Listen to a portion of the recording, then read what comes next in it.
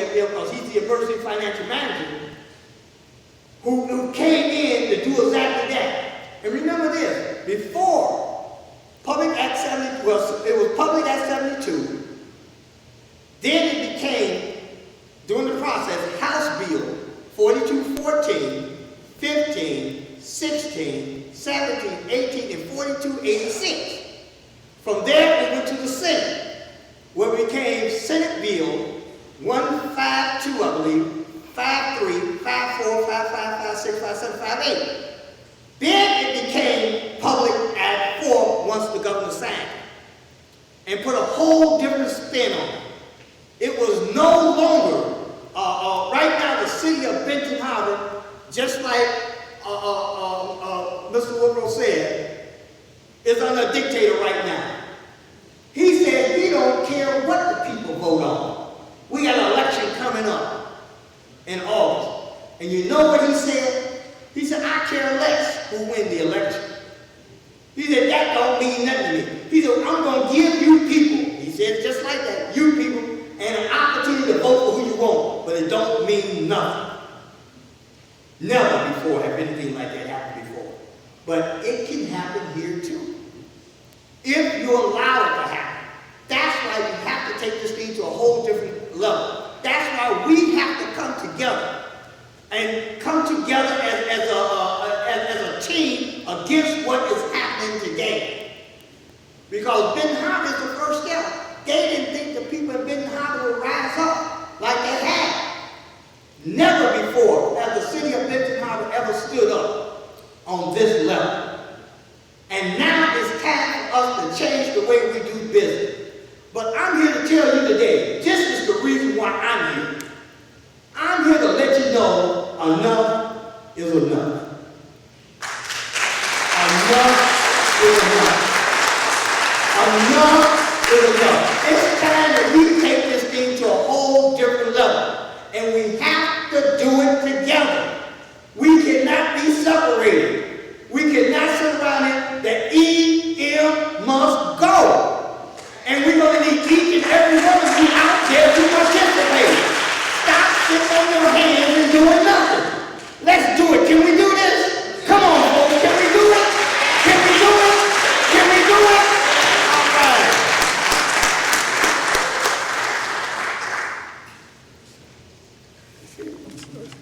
Thank you.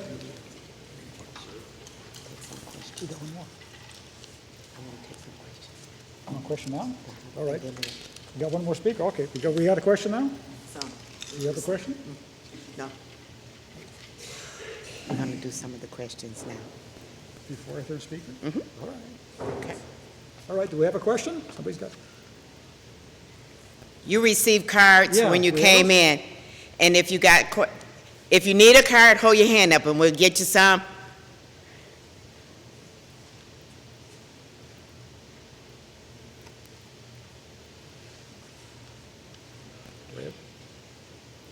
My daughter out in the foyer has cards also. Yes, That's our please. intention, yes.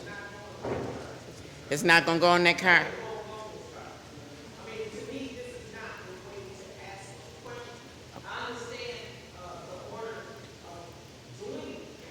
Mm-hmm.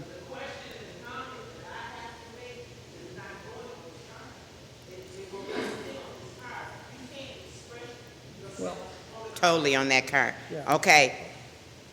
I'm going to take care of our third speaker. Unless they're still filling it out. Okay. Yeah. Okay. Why don't we shift to our third speaker? We'll take care of the questions as we finish that up, assuming our other guests do not show.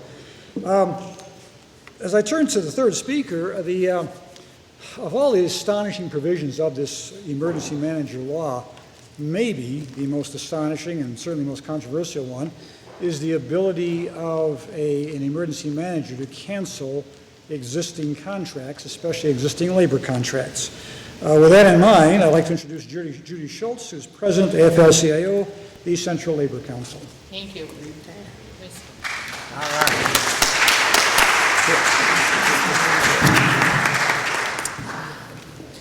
Well, you're going to really put me on the spot because I was just supposed to wrap everybody up, but I guess I'm going to have to talk about it. Labor's taken a very strong stance politically. We always have, but I think you've seen us down in Lansing protesting. The last rally we had was 10,000 people.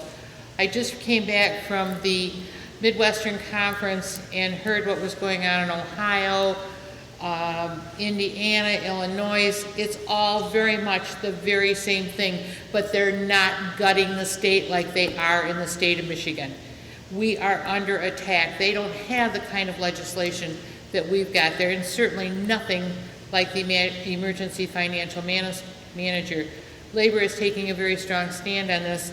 And I want to thank Bishop Jefferson and all the members of Stand Up for Democracy.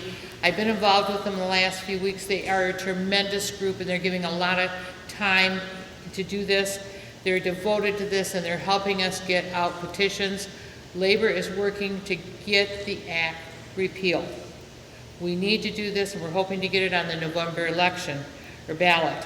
And also, I have to say to Paul Rosecki, I have the Mott Association of Teachers is the first group to enter into the Flint Labor Council ever. The MEA has never been a part, and this group has been there. I was so happy when Paul is now a delegate, and I was able to swear him in. It's wonderful to have them, and they really bring a lot to us, because this emergency financial manager, and I say this because I've been working with the City of Detroit schools, they canceled their contracts. The employer can no longer be Detroit schools. They had to subcontract it out. Luckily, some of these people are getting their jobs back. They don't have the same insurance.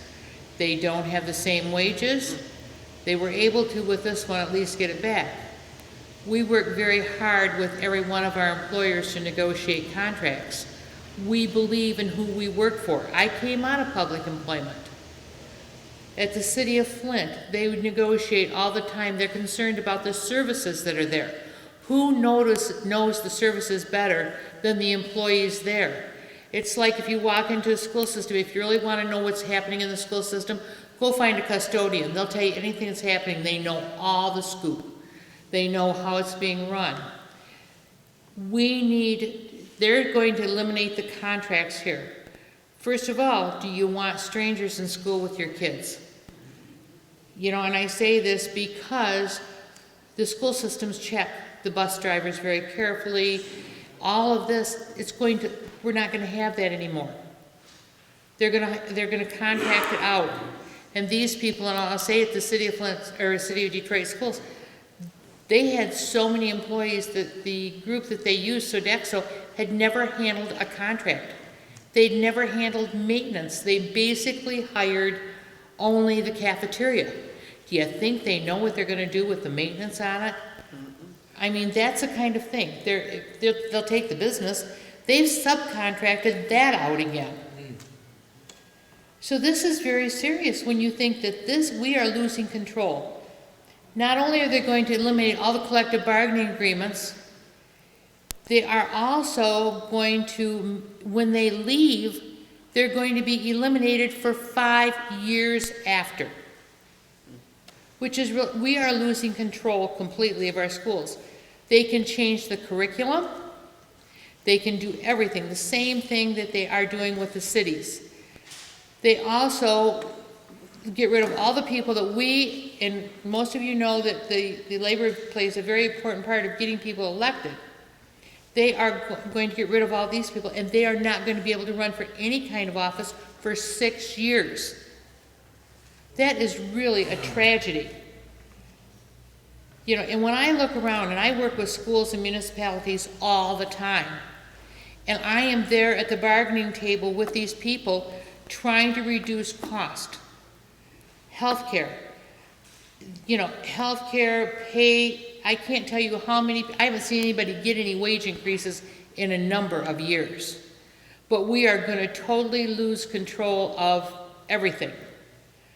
So, I'm very concerned about what's going to happen.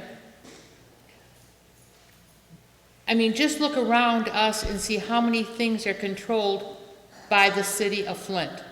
Hurley Medical Center. Can they put an emergency financial manager in there? Would you? Wouldn't you hate to have somebody come in and try to take over that place? That is one of the finest establishments in this area, in the state. But we've got some of the finest school systems that we're going to lose control of. We need to be there. And I have to say, I was there the day that Woodrow Stanley fought, and he fought hard for us. John Gleason's fought hard for us. I've been in the Senate when he's been down there. I can't say enough for the people that we have represented. They're fighting very, very hard. Woodrow was there trying to control the cost that this person could make. And it was really sad to see the people that were voting party line rather than concerned about what's happening in their community. Do you think it's fair that a person in Woodrow, is it $500,000 this person could make? Wow. You know what? If Mount Morris had $500,000 extra, they wouldn't be in the financial problems they're having right now. And let me tell you, $500,000 to a small school system such as Aranac Eastern is more than their total budget is. This is serious. When you say that this person can come in and consolidate school systems, consolidate municipalities, are we not losing our voice as community? And one of the things you have to understand is a lot of the things that are in this community are based on what comes out of collective bargaining agreements. There are very few school systems and municipalities in a 3-county area that are not organized. Labor is very concerned about it. I can't tell you how many, I have almost 12,000 members in a 3-county area, and the vast majority of them are from municipalities and schools. Shiawassee, Lapeer, and Genesee County. We need to take a very serious look. We're asking you to make sure and get petitions out, get them signed, get that on there. There are also, I'm going to let the cat out of the bag right now. We also have a recall for Paul Scott out there. That is going according to plan. But on Monday night, I'm asking for everyone to join us at 5:30 at Flushing at 1136 Main Street for a protest.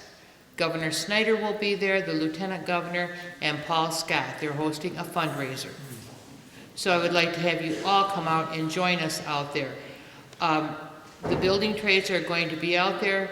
What they've told them previously is not happening. They just signed the project labor agreement, so they've lost that. We have to get on this bandwagon.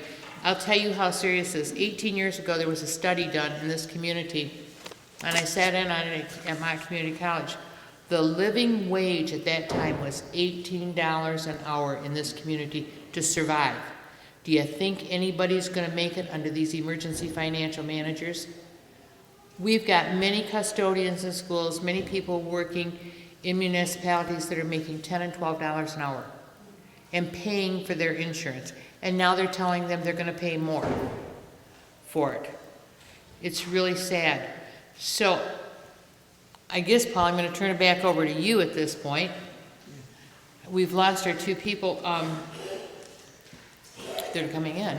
Well, I think what we'll do, and unless they have arrived, and I don't know that they have, I think what we'll do is go to the questions, and if they arrive during the questions, we can shift back and let them make some statements along the way. We can begin a little less. If we have more cards coming in, please pass those in. We will go to the questions now. The intent is